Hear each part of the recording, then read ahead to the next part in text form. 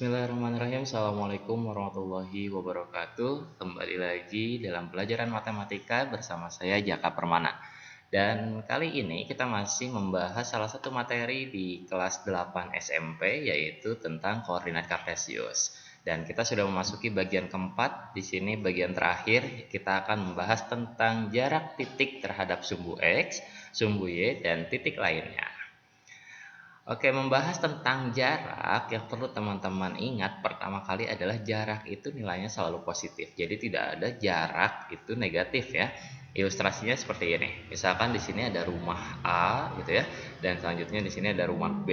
Kemudian jarak dari rumah A ke rumah B itu 20 meter misalkan ya. Begitupun jarak dari rumah B ke rumah A, jaraknya sama ya 20 meter. Jadi tidak menjadi min 20 gitu ya, tapi tetap 20 meter. Jadi jarak itu nilainya selalu positif. Nah, kita akan masuk pembahasan yang pertama, menentukan jarak titik terhadap sumbu X gitu ya. Di sini kita tentukan jarak titik A terhadap sumbu X. Kita lihat ya, di sini titik A-nya. Ya, teman-teman masih ingat cara menentukan koordinatnya ya. Di sini kita punya titik A, koordinatnya adalah 3,6 ya, 3,6. X-nya 3 dan Y-nya 6. Nah, kita di sini diminta untuk menentukan jarak titik A ini terhadap sumbu X. Ini titik A dan sumbu X itu yang ini ya, yang horizontal ini. Nah, jaraknya berapa? Berarti tinggal kita hitung. 1, 2, 3, 4, 5, 6. Maka jarak titik A terhadap sumbu X adalah 6 satuan. Atau lebih mudahnya sebenarnya, kalau kita sudah tahu koordinatnya 3,6, berarti ini kan jaraknya 6 ya.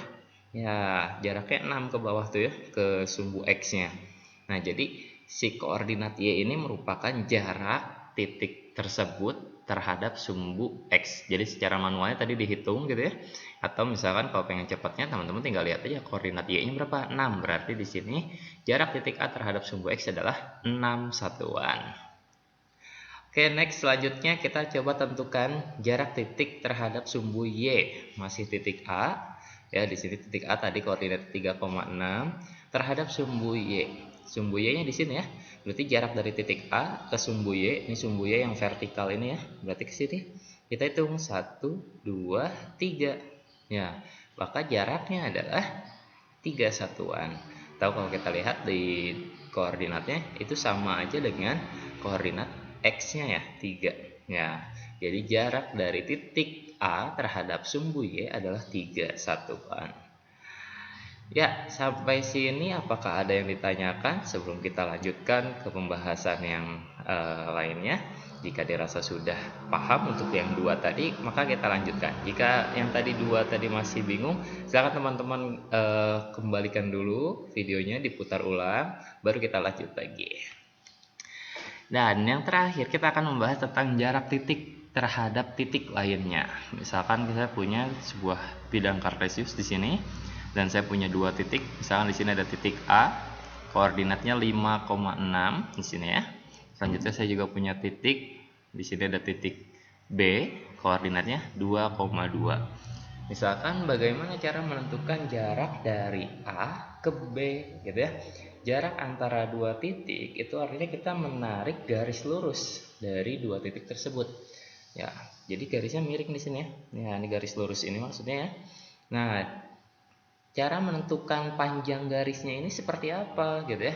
Bagaimana nih cara kita menentukan panjang garisnya ini? Nah, kalau kita lihat di sini, kita gunakan garis bantu.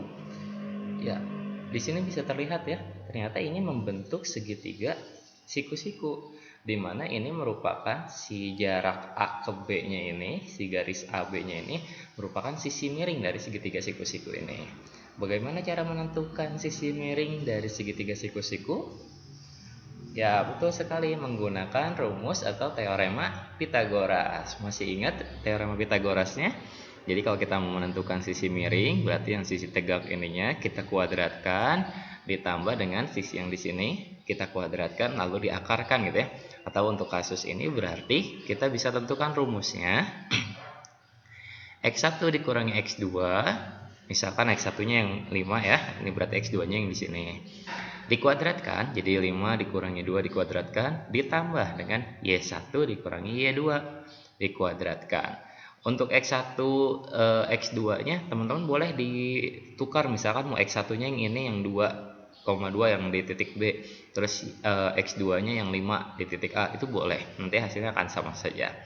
Kita coba hitung jarak dari titik A terhadap titik B menggunakan rumus Pythagoras tadi ya.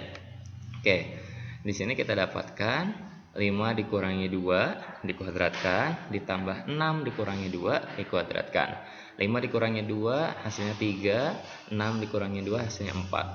3 kuadrat 9, 4 kuadrat 16. 9 tambah 16 25 dan akar dari 25 adalah 5. Jadi jarak dari titik A terhadap titik B adalah 5 satuan. Gimana kalau hasilnya akar gitu ya, tidak ada bentuk bulatnya? Tidak apa-apa, misalkan akar 7 ditulis saja, berarti jarak titik A terhadap titik B adalah akar 7 satuan. Jadi tidak apa-apa dalam matematika ketika teman-teman menemukan suatu bentuk akar. Tapi jika ada hasil akarnya, maka harus diakarkan. Misalkan di sini akar 25 adalah 5. Oke, demikian teman-teman untuk materi hari ini, dan seperti biasa untuk pelajaran matematika, untuk melatihnya kita perlu latihan. Dan untuk latihannya ini ada di dalam buku paket matematika kelas 8 semester 1 di halaman 70. Soalnya adalah seperti ini. Gambarlah titik A, koordinatnya min 4,2, B min 4,9, C 2,2 dan D 3,9 pada koordinat kartesius. Jadi teman-teman buat koordinat kartesius, lalu bikin titik-titik ini ya, titik A, B, C, dan D. Kemudian ini soalnya, teman-teman tentukan jarak setiap titik dengan sumbu X. Jadi titik A jaraknya dengan sumbu X berapa, titik B jaraknya dengan sumbu X berapa, titik C jaraknya dengan sumbu X berapa, begitupun untuk titik D. Dan juga jarak setiap titik dengan sumbu Y, sama ya seperti yang A tadi, kalau yang tadi terhadap sumbu X, yang B-nya ini terhadap sumbu Y. Yang ketiga, yang C, tentukan jarak antara titik A dengan titik B, ini ya. A dengan titik B. Gunakan rumus jarak antara titik dengan titik yang lainnya tadi ya, yang menggunakan rumus Pythagoras tadi. Dan yang keempat, tentukan jarak antara titik C dan titik D, sama juga ya, menggunakan rumus yang tadi. Oke, demikian untuk pembahasan kali ini. Jika dirasa ada yang kurang jelas, silahkan nanti ditanyakan di grup kelasnya. Dan untuk teman-teman yang menyaksikan video ini di channel YouTube Medfun, jika ada yang kurang jelas, masukan atau ada yang ingin ditanyakan, silahkan diberikan di kolom komentar. Kita diskusikan sama-sama. Demikian, terima kasih. Mohon maaf jika ada salah-salah kata dalam penjelasan. Saya akhiri. Assalamualaikum warahmatullahi wabarakatuh.